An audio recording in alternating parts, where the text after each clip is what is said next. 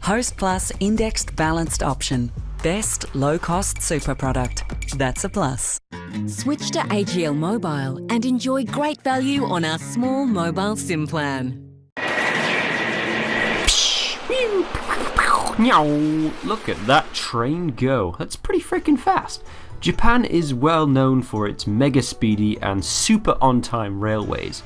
Japanese bullet trains, called Shinkansen, can go from Tokyo to Osaka in 2.5 hours at a cost of around 14,000 yen, which sounds like a lot but is only a little over $130. Compared to the UK, a journey of similar distance is 4 hours and costs nearly $200. Speaking of the UK, how are the trains doing there?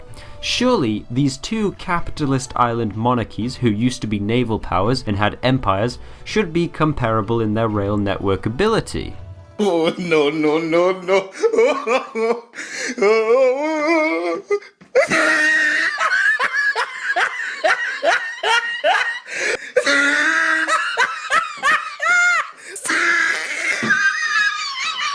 So why is Britain's railway rubbish, and why is Japan's railway the best thing since hentai? Let's find out, comparing the speed, infrastructure and punctuality of the two systems. Since the 1940s, all the trains and rail in the UK was owned by the government as British Rail.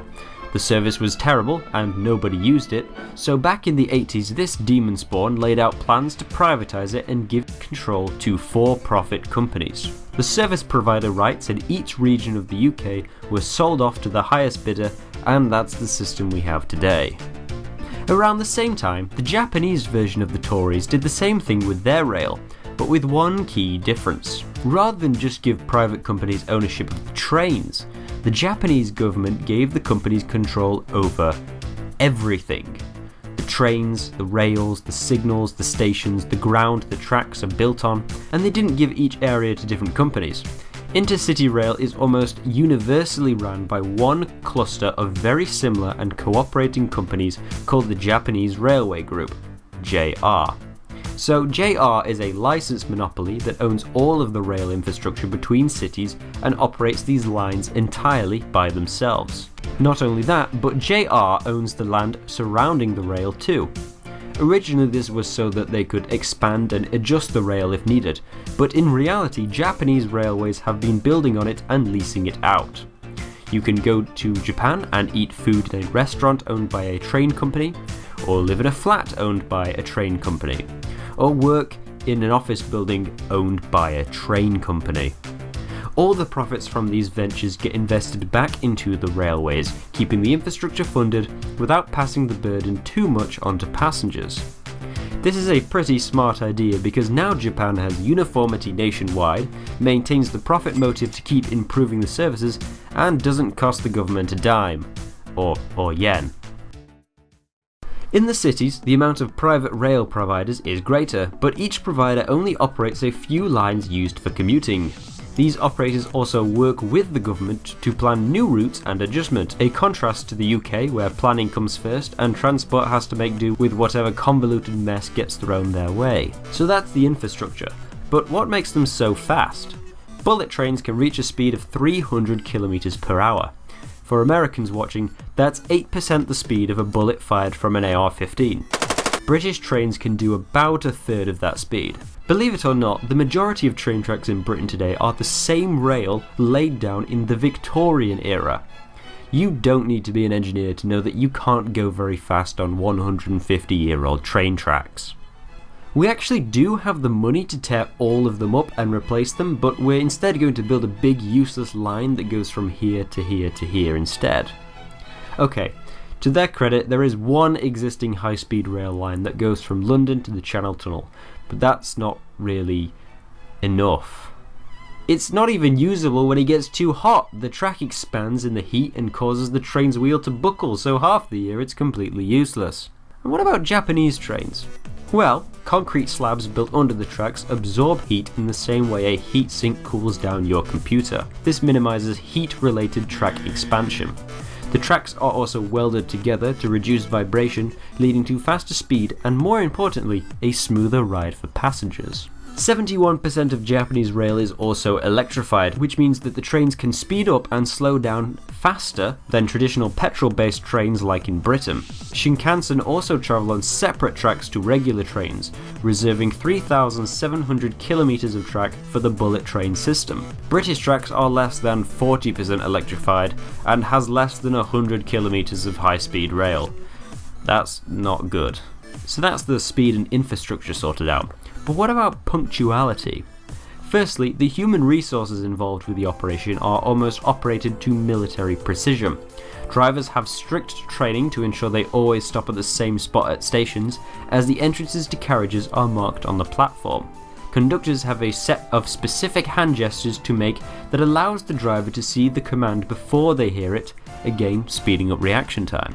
Platform signalmen are co-opted to also direct the flow of people, and a cleaning crew can completely sweep an entire train clean in less than 10 minutes. The average late train in Japan in 2018 was 42 seconds. If it's over 5 minutes late, you'll get a certificate of apology. If it's over an hour late, it makes headlines. Overall, your standard Japanese rail line running at 25 trains an hour for a month issues certificates of apology to give or take 16 of these trains. That's 0.8% of journeys, and even then, 94% of these delays aren't even the fault of the rail company. Compare this with Great Britain, where barely 90% of trains are on time, and if it's late, you'll be lucky if you even get a partial refund. This is because, as mentioned before, Japanese railways have complete control over scheduling, and planners extrapolate from past data to adjust the schedule overnight to accommodate for fluctuations in passenger usage. To change a route as a British rail provider, there is a lengthy process which can take months and cost thousands, so it's literally cheaper to keep running dead routes with 0 passengers. Those are the infrastructural and economic reasons why Japan's railway dwarfs the UK. But there's one other reason why they're so good: culture. Trains in Japan are also seen as symbols of progress. In the Meiji era, Japanese society jumped from the 1600s to the late 1800s in just 50 years through rapid industrialization, using a land value tax, click, click, click, click. And the key symbol of this transition was the steam train.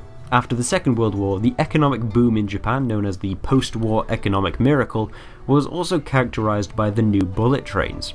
In fact, even though railways have been in private hands since the 1980s, it's still seen as belonging to the people of Japan.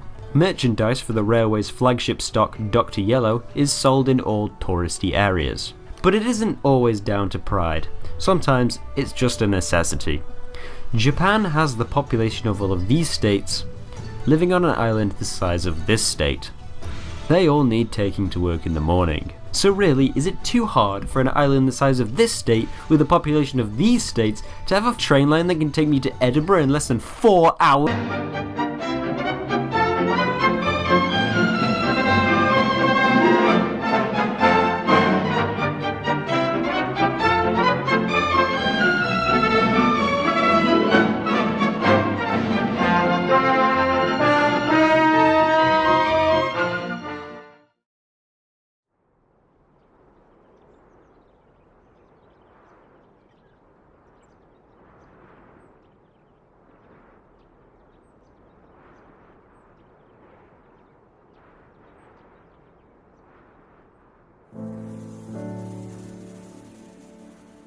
Basketball ran within the family.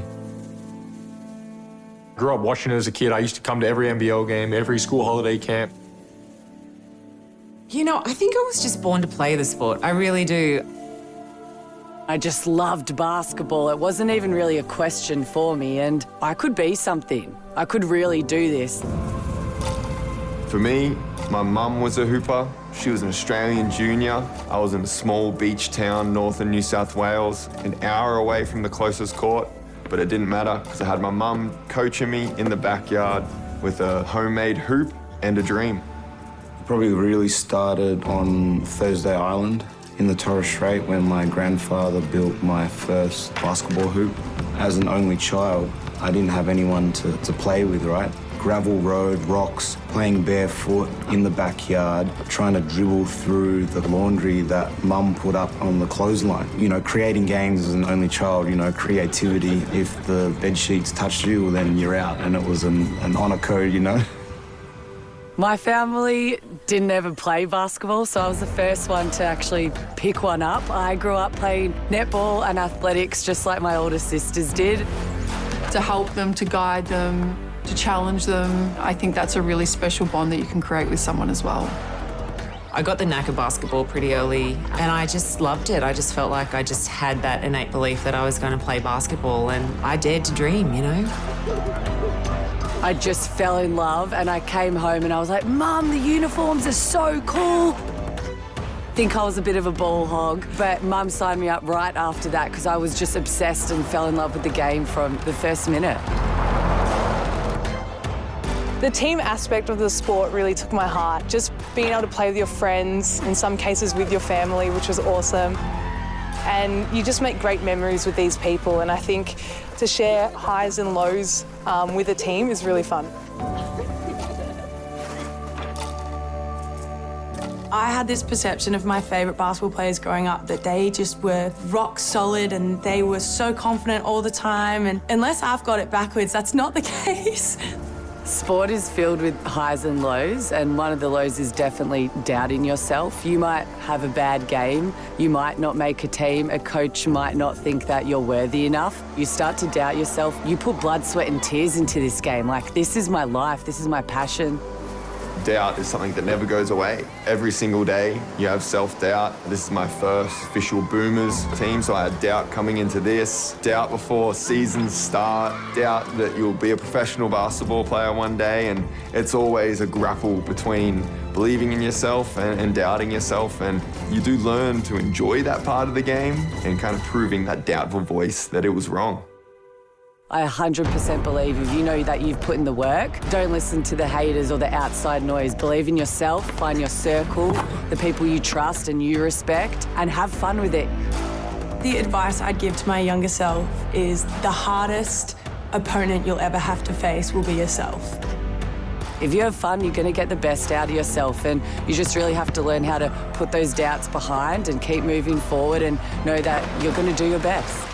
The work is everything. When you go out there in front of thousands of people, the lights are on, the cameras are on, you feel confident, you feel at ease knowing that you've done the work to go out there and perform. A lot of mornings I'd ride my bike down to the local school and just shoot baskets for hours on end before school, and then after school go straight back to it. So I think it's just a testament to the work that you put in as much as you can get out of the game, and hopefully it'll pay off one day, but I think just the journey along the way is just as good as a reward at the end. I would say mentors are everything. It started with my mum and my older brother, then it goes to basketball coaches. I've had so many, from when I was a young kid to weights coaches to psychologists, and there's so many mentors that I'm grateful for. They all know that I wouldn't be here without them.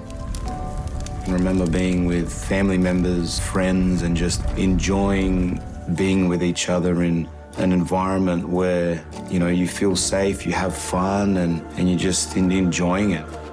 Good people, you know, family, friends that I've surrounded myself with. And not even just for basketball, for anything in life. Just being around the right people keeps you happy, doesn't keep you complacent. I think these guys push me to be better every day. And they really just help you through the tough times and, you know, the times where you just need a voice, you know, what you're feeling, you need to bounce ideas, what can I improve?